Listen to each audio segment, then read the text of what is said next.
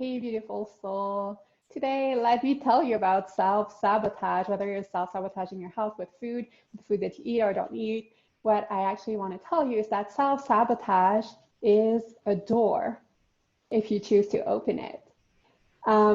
Perhaps you have been starting most weeks, like every Monday, telling yourself that this week you're going to be eating healthy and eating all of the right food, and that this is the week, only to find yourself, whether it's that very same day or a few days later, with your hand at the bottom of a bag of chip or with yourself at the bottom of a pint of ice cream, right? Perhaps like you just do your very best to be so quote unquote good all day long and eat in a way that you feel is what you should be eating. But then at the end of the day, you find yourself like having so much cravings and having a really, really hard time resisting the cravings. And it's just feels so awful. And perhaps, all of this time you've been thinking that there's something wrong with you and that there's something wrong with the way you eat. And as a result, you've just been becoming harder and harder on yourself and on the different diets that you've been choosing, the plans you've been trying to put together for yourself, and just trying to go work harder at it, only to find yourself kind of at the same place. I really get it. This cycle of self-sabotage is a cycle I've been stuck in myself for like 20 years from the age of 12. So I really know how awful it feels, how exhausting and depleting it feels. So, you haven't been doing anything wrong. You've just been trying to follow everything that we hear from the different experts, different books and podcasts and society, basically. But let me ask you this, if spending so much time and energy thinking about food, what you should eat and shouldn't eat, and about your health, if that worked, wouldn't it have worked already for you, right? So there's this quote from Carl Jung that says, what you resist not only persists, but will actually grow in size.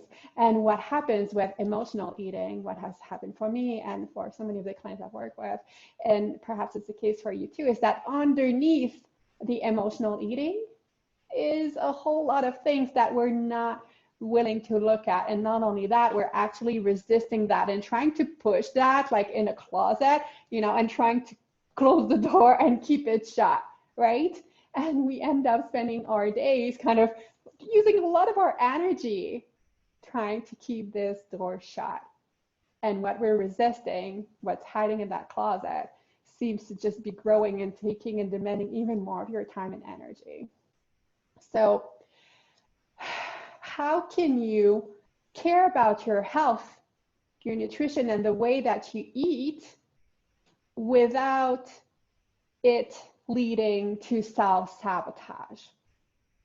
How can this be done in a way that you can do it in a way that truly works for the whole you, so that you can feel healthy and you can feel this freedom and ease and lightness in your body, which is, what most human beings are looking for?